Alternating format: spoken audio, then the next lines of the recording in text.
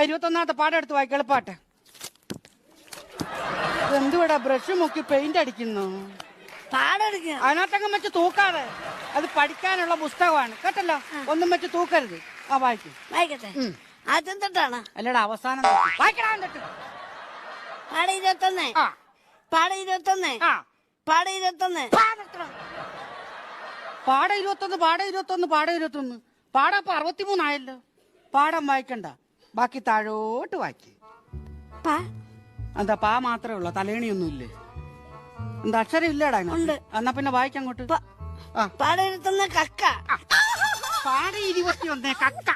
എടാ ഞാൻ പറഞ്ഞു അക്ഷരം നോക്കി പുസ്തകം നോക്കി വ്യക്തമായിട്ട് വായിക്കണം കേട്ടാ. പാട 21 കക്ക. ഞാൻ വായിച്ചു തരാം, കറക്റ്റായിട്ട് കേട്ടോണം കേട്ടാ. പാട 21 കക്ക.